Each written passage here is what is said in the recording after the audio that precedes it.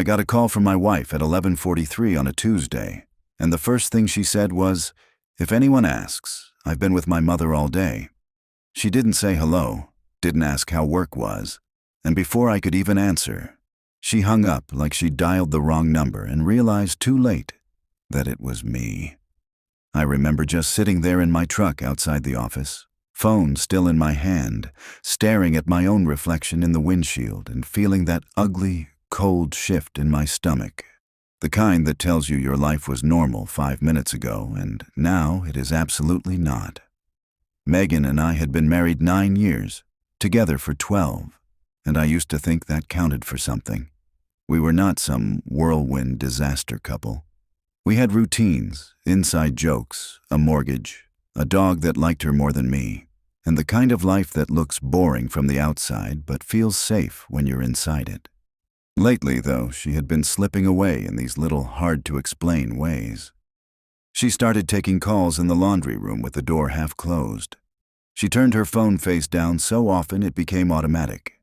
If I walked into a room too quietly, she'd flinch, then smile too fast and ask, "Why are you creeping around like that?" Like I was the strange one. Every time I tried to bring it up, she'd laugh softly and say, "You're exhausted, babe. You're inventing problems because you don't know how to sit still." I tried to believe that. I really did. Then I got home early that afternoon because I could not shake that phone call. And when I stepped into the kitchen, I saw a gift bag on the counter with tissue paper sticking out of it. I thought maybe she'd bought something for her sister, maybe a birthday thing I forgot about. But inside was a men's watch. Not cheap either. Heavy, elegant, engraved. I turned it over and read, "For all the time you waited. Love you always." I must have read that line 10 times because my brain refused to place it anywhere inside my own marriage. Megan came in from the hallway, saw it in my hand, and stopped dead for half a second before her whole face changed. "Why are you going through my stuff?" she snapped. No explanation, no surprise, just anger, immediate and sharp. I said, "Who is this for?" And she rolled her eyes like I was embarrassing her. "It's for my cousin's husband. It's a joke. You make everything ugly." That should have been ridiculous enough, but she said it so smoothly I almost hated myself for doubting her. Almost. Then her phone lit up on the counter between us, and all I saw before she lunged for it was one preview line. "Can't wait to see you tonight. Same hotel." She snatched it up so fast she nearly knocked over a glass, then looked me dead in the face and said, "That is from Amanda. We joke like that. You need help." I actually laughed when she said it, not because it was funny, but because something in me broke at how shameless it was. I said, "Let me see it." She clutched the phone to her chest and whispered, "I am not rewarding this psycho behavior." She grabbed her purse, told me she was done being interrogated in her own house, and headed for the door. I followed her onto the porch, asking one question over and over. "Who are you meeting tonight?" She turned around at the top step with this look I still can't get out of my head. Not guilt, not fear, just contempt, and said, "Maybe if you'd paid this much attention to me before, we wouldn't be here." Then she got in her car and backed out so fast the tires barked against the curb. I stood there shaking, still holding that engraved watch, and that was when my neighbor from across the street walked over slowly, glanced at the driveway, and said, "Man, I didn't want to be the one to tell you this, but that's not the first time I've seen her leave in a hurry after your brother's truck was here." I remember the exact second everything inside me went quiet, like someone hit a switch and drained all the noise out of my head, because I just stood there staring at him and said, "My brother doesn't even live in this city." And he shifted his weight like he already regretted opening his mouth, rubbing the back of his neck before saying, "Yeah, I figured maybe you knew. I've seen the truck a few times over the last couple weeks, always late, always gone before morning." I didn't even respond after that. I just nodded like it made sense, like any of it made sense, and walked back into my house still holding that watch, still hearing Megan's voice in my head telling me I was paranoid, that I was inventing things, that I needed help. I kept replaying it all in my mind. The call, the message, the gift. And now this. And the worst part wasn't even the possibility that she was cheating. It was how cleanly she lied. How easily she twisted everything back on me, like I was the one breaking something that was already shattered. I sat down at the kitchen table and just stared at her phone charger still plugged into the wall. Because she'd left in such a rush, she forgot it, and I don't know what came over me. But I started going through the house like a stranger, opening drawers, checking places I had no reason to check before, like I was searching for proof that my life was real, or proof that it never had been. That's when I found the second phone. It wasn't hidden well, which somehow made it worse. Just tucked inside an old shoebox in the closet under some scarves she never wore anymore, like she didn't even think I'd ever look there. My hands were shaking so bad I almost dropped it when I turned it on, and I half expected it to be locked, to hit another wall, another dead end where she could tell me I was crazy again. But it opened right up. No password, no hesitation. Just a screen full of messages that didn't belong to the woman I thought I knew. Names I didn't recognize, conversations that didn't sound like jokes anymore, plans that weren't vague. They were specific. Dates, times, places, and right there near the top was one thread pinned above the rest. D. I opened it, already knowing I shouldn't. Already knowing there was no version of my life where this ended well. And the first message I saw was from her. Sent just an hour earlier. He's starting to notice things. You said you'd handle it if it got messy. I felt my chest tighten so hard I had to sit down, because suddenly this wasn't just cheating. This wasn't just some random guy. This was planned, controlled, like I was part of something I didn't even understand. I scrolled up, faster and faster, my eyes trying to catch up with my brain, until I hit a photo she sent him, taken in our bedroom mirror. And underneath it, he replied, "Relax. I told you, your husband trusts the wrong people." I didn't breathe for a second, because there was only one person in my life who used that exact phrase, who used to joke about it all the time. And as I kept scrolling, I found a message from him that made my hands go completely numb. "I'll swing by tomorrow night like usual. He'll never question me." I didn't even realize I had stopped breathing until my chest started hurting, like my body was forcing air back into me, because I just sat there staring at that message, reading it over and over. He'll never question me. And all I could hear in my head was my brother's voice, saying that exact same thing years ago, laughing, clapping me on the shoulder, telling me I was too trusting for my own good. I remember whispering out loud, "No, that's not possible," like saying it might somehow undo what I was looking at. But the more I scrolled, the worse it got. Not just flirting, not just emotional garbage, but plans, routines, inside jokes about me, about my schedule, about when I'd be gone and when I wouldn't, like I wasn't even a person in my own life. Just an obstacle they coordinated around. There was one message that hit harder than anything else, buried in the middle of weeks of conversations, where she wrote, "He still thinks you're helping me fix things around the house. It's almost too easy." And he replied, "That's because he wants to believe you're worth trusting." I felt something inside me crack when I read that. Not anger, not yet. Just this deep, hollow humiliation that made me feel smaller than I've ever felt in my life. Because I had defended her. I had defended him. I had told myself over and over that family meant something, that marriage meant something, and here it was, spelled out in plain text. I was the only one who believed that. I don't know how long I sat there, just scrolling, just letting it sink in. But eventually I started noticing patterns. Dates lining up with nights she said she was with her mom. Weekends when my brother had work trips. Little details that suddenly snapped into place so perfectly it made me feel sick, like this had been happening right in front of me for longer than I could even measure. And then I saw something that didn't fit. Something that made my stomach drop in a completely different way. Because mixed in with all their messages were references to someone else, not just him, not just her, but a third person they kept mentioning like it was normal. "Did you tell him yet?" she wrote in one thread. "Not until we're sure," he replied. "He's already suspicious." I felt my pulse spike because now it wasn't just betrayal. It was something else, something bigger. Something I didn't understand yet. And I kept digging, desperate for clarity, even though every new message felt like another punch to the chest. Then I found a photo, not of her, not of them, but of my own living room, taken from an angle that didn't make sense, like someone standing just outside the window. And underneath it, he had written, "We need to move faster. He's home more than usual." That's when it stopped being about heartbreak and started feeling like something was very, very wrong. Because I was sitting inside that same living room, holding that phone, realizing someone had been watching me in my own house. And I wasn't even sure anymore if the worst part was that my wife was lying to me, or that my own brother wasn't the only one involved. I didn't move for what felt like minutes, maybe longer.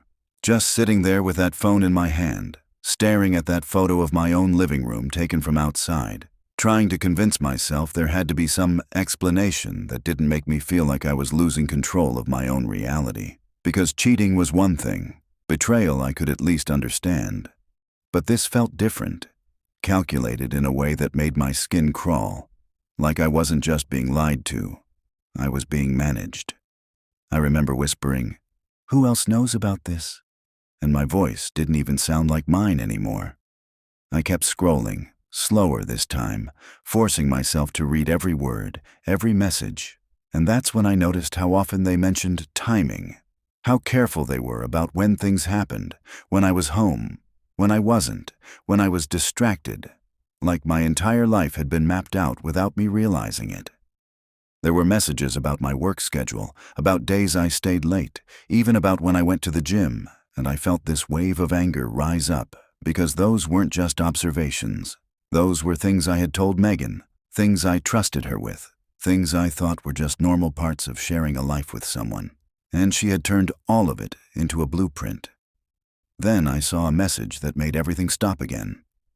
"Did you tell him about the promotion yet?" she asked. My chest tightened because I hadn't told anyone about that yet. Not officially. Not even my brother. Just a conversation my boss and I had been having quietly. Something I wasn't even sure was finalized. The reply came seconds later. "No, not until it's locked in. He can't get suspicious right now." I actually laughed when I read that. This hollow, broken sound that echoed in the kitchen. Because now it wasn't just about them. It was about my life, my future. Things they were actively watching and waiting on, like it somehow affected whatever game they were playing behind my back. I kept scrolling, faster again, my heart pounding, until I hit another thread, a different one. Not D, but saved under a name I didn't recognize at all. Yar. I hesitated before opening it, because part of me already knew this was where it got worse, where that third person finally had a face, and I wasn't sure I was ready for that.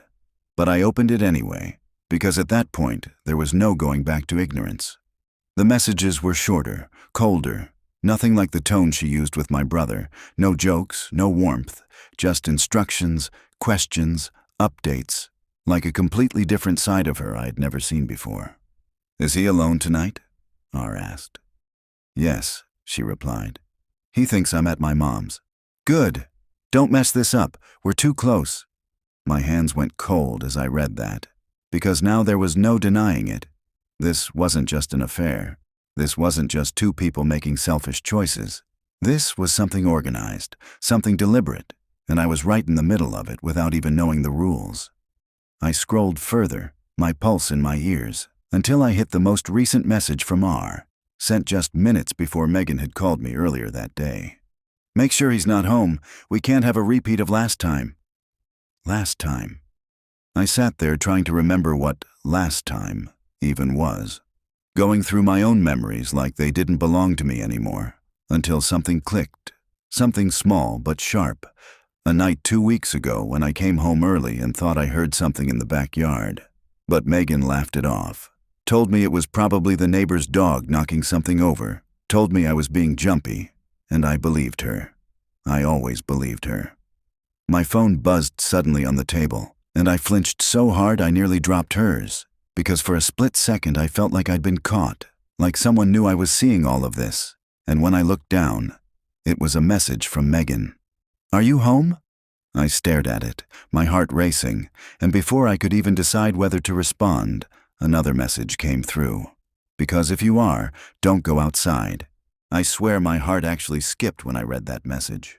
Like my body understood the danger before my brain could catch up, because I was already inside the house, already sitting in the exact room from that photo. And now she was telling me not to go outside like she knew something I didn't, like she was trying to control my next move from wherever she was. I typed back before I could even think, my hands moving on instinct. Why? And I watched those 3 dots appear almost instantly, then disappear, then appear again, like she was choosing her words carefully. Just trust me. Stay inside, she replied. That word hit me harder than anything else I'd read all day. Trust. After everything I had just seen, after the lies, the messages, the planning, she still used that word like it meant something, like I was supposed to ignore the evidence sitting in my hands and fall back into the version of reality she'd been feeding me. I stood up slowly, my legs feeling unsteady, and looked toward the back door, toward the yard, toward that exact angle from the photo, and for a second I almost listened to her, almost stayed exactly where I was, because that's what I'd always done. I'd always chosen the easier version of the truth she gave me. But something in me snapped. I walked to the door anyway. Every step felt louder than it should have, like the house itself was trying to warn me.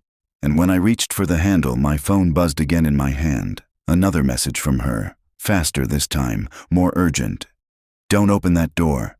I froze with my hand on the knob, staring at the wood like it might answer me. And for the first time that day, I felt something other than heartbreak or anger. I felt fear, real fear. The kind that creeps in slow and settles deep. Because whatever this was, it wasn't just about her lying anymore. It was about what she was trying to keep me from seeing. I pulled the door open anyway, slow at first. Then, all at once, like ripping off a bandage I knew was going to hurt, and stepped out onto the back porch. At first, nothing. Just the quiet hum of the neighborhood, the distant sound of a car passing somewhere down the street, the same yard I'd stood in 100 times before, and for a split second I felt ridiculous. Like I'd let everything get inside my head, like maybe she was right. Maybe I was spiraling into something that wasn't real. I took another step forward, scanning the fence line, the side of the house, the shadows near the trees, trying to find something, anything that matched the fear building in my chest. Then I saw it. Not in the yard, not hiding, not running away, but parked just down the street, half visible between 2 houses. A truck I recognized instantly. A truck I had helped my brother pick out 3 years ago. The same one my neighbor mentioned, sitting there like it belonged, like it had every right to be there. My stomach dropped so hard I had to grab the railing to steady myself. Because this wasn't coincidence anymore. This wasn't misunderstanding. This was real. And he was close. Closer than I'd ever imagined. My phone rang. Her name lit up the screen, and I answered without thinking, my voice shaking despite everything I was trying to hold together. I'm outside. There was a long pause on the other end. Too long, and when she finally spoke, her voice wasn't defensive anymore. It wasn't angry. It was something else entirely, something colder, something that made my skin prickle. I told you not to do that, she said quietly. I looked back at the truck, at the dark windshield reflecting nothing back at me, and said, He's here, isn't he? Another pause. Then she whispered, almost to herself, This is exactly what we were trying to avoid. And right as she said it, the driver's side door of that truck slowly opened. The driver's door creaked open slow enough to make my chest tighten, like whoever was inside knew I was watching and wanted me to feel every second of it. And I just stood there frozen on my own porch, phone pressed to my ear. Megan still on the line, breathing quietly like she was waiting for something to happen. I remember saying, if this is some kind of joke, it's not funny. But my voice didn't carry any weight. It sounded small, uncertain, like I already knew I wasn't in control of this moment anymore. A foot hit the pavement first, then a second, and when he finally stepped out into the streetlight, I felt something inside me collapse completely because it was him, no doubt, no confusion. My brother just standing there like this was normal. Like pulling up outside my house in the dark after everything I'd just discovered was just another Tuesday night. He didn't look nervous. He didn't look guilty. He looked calm, almost annoyed, like I had complicated something that was supposed to go smoothly. I whispered into the phone, "He's here." And Megan didn't answer right away. Just let out this slow breath that sounded more like frustration than fear. My brother started walking toward me, hands in his pockets, steady, deliberate, like he'd already decided how this conversation was going to go. And I felt this rush of anger finally break through the shock, because this wasn't just betrayal anymore. This was disrespect on a level I didn't even know how to process. I stepped off the porch, meeting him halfway, and the first thing I said was, "How long?" Because that was the only question that mattered in that moment. Not why, not how could you, just how long have you been doing this behind my back? He didn't answer right away, just glanced past me toward the house, then back at me, and said, "You shouldn't have come outside," like he was repeating something already decided, something planned, and that made my skin crawl because those were almost the exact words Megan had just used.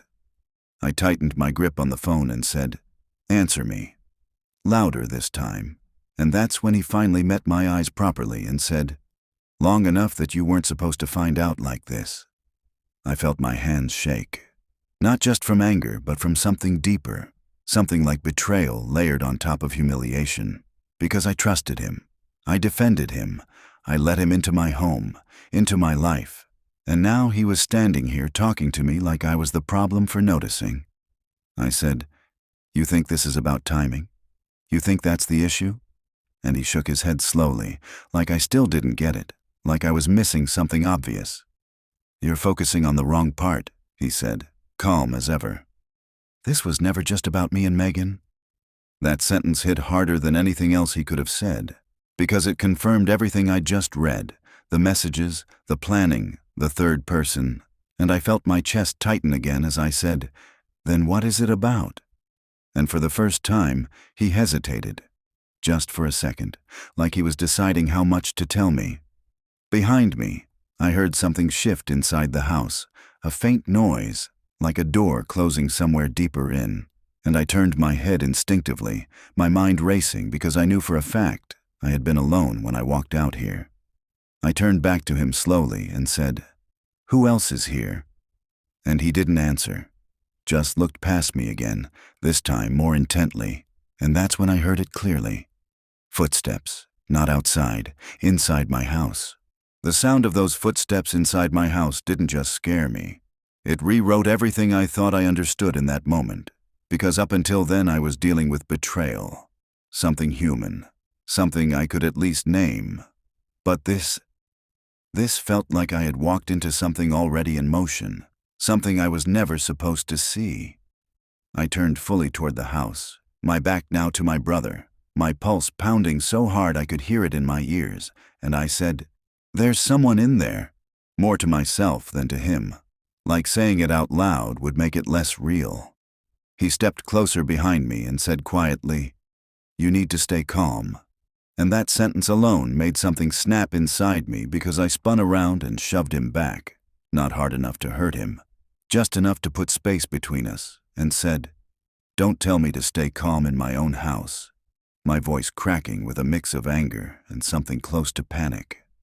My phone was still in my hand, Megan still on the line, silent now, listening, and I raised it slightly and said, "You knew about this, didn't you?"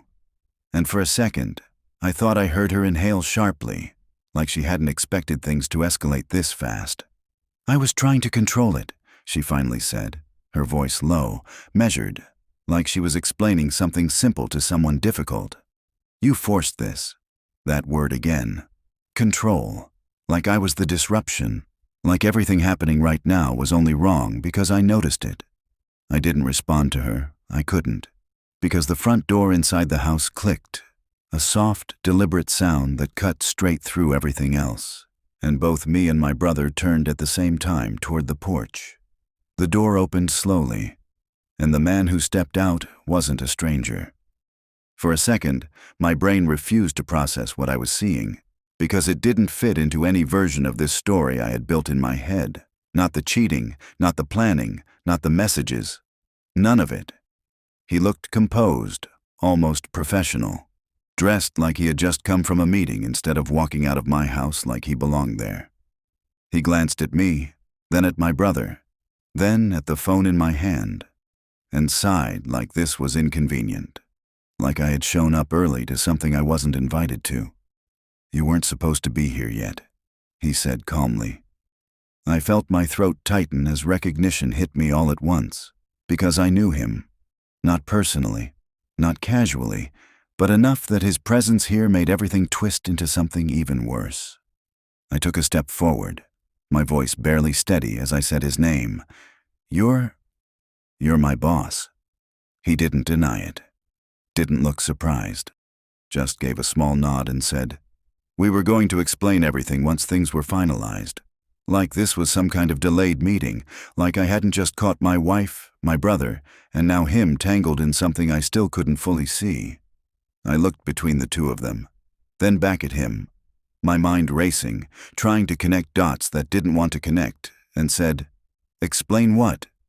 There was a pause, heavier than anything before it. Then my brother spoke first, his voice quieter now, almost cautious, like even he understood this was the point of no return. "You were never just in the way," he said. "You were the plan." And in that moment, standing in my own yard, with my wife on the phone, my brother in front of me, and my boss walking out of my house, I realized I hadn't just been lied to. I had been positioned. That word didn't just land, it echoed, like everything around me went hollow and all I could hear was, "You were the plan," repeating in my head while I stood there trying to understand how my life had been reduced to something strategic, something intentional, something designed. I remember laughing, but it came out wrong, shaky and thin, because I looked at my brother and said, "What does that even mean?" And he didn't answer right away, just glanced at my boss like he was waiting for permission, which somehow made it worse, because now even his silence wasn't his own. My boss stepped forward slightly, hands calm at his sides, like he was about to walk me through a business proposal instead of whatever this was, and said, "It means none of this is random." His voice steady, controlled, like every word had been rehearsed long before tonight. I shook my head, backing up a step because I didn't want him closer. I didn't want any of them closer, and I said, "You're in my house, with my wife, with my brother, and you think I'm just going to stand here and listen to you explain this like it's normal?" Megan finally spoke again through the phone, her voice cutting in softly. "If you just listen, it will make sense." And that broke something in me all over again, because there was no panic in her tone, no guilt, just this cold expectation that I would fall back into line, that I would do what I always did and trust her version of things. I looked at the phone and said, "You don't get to tell me to listen anymore."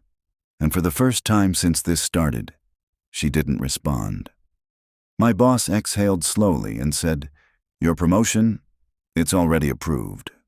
And I froze, because that was the last thing I expected to hear right now. And he continued, "It comes with a relocation package, significant financial incentives, and a new contract that requires full asset transparency and restructuring." I stared at him, trying to follow, trying to connect why any of that mattered, and said, "What does that have to do with this?" And that's when my brother finally spoke again, quieter now, almost like he regretted being the one to say it. "Because everything tied to you ties to her," he said. I felt my stomach drop as my eyes flicked back toward the house, toward everything inside it that suddenly didn't feel like mine anymore. And my boss nodded slightly, continuing, "Your accounts, your property, your joint assets, they all shift under the new structure, and Megan," he paused briefly, then finished, "has already been preparing for that transition." I just stared at him, my mind refusing to accept what he was implying, and said, "Preparing how?" Even though I already knew I wasn't going to like the answer, and Megan's voice came back through the phone, softer now, almost careful. "By making sure I'm not left behind when everything moves," she said. I felt something cold spread through my chest, because now it wasn't just betrayal, It wasn't just manipulation. It was planning on a level I hadn't even considered. And I said, so what? All of this, him, you, this whole thing, was about money. And there was a long pause, longer than any before my boss shook his head slightly. No, he said. The money is just the outcome. I swallowed hard, my voice barely steady as I asked the only question left that still mattered. Then what was the point of me? And that's when Megan finally answered. Not rushed, not defensive, just honest in a way she hadn't been this entire time. You were the leverage, she said.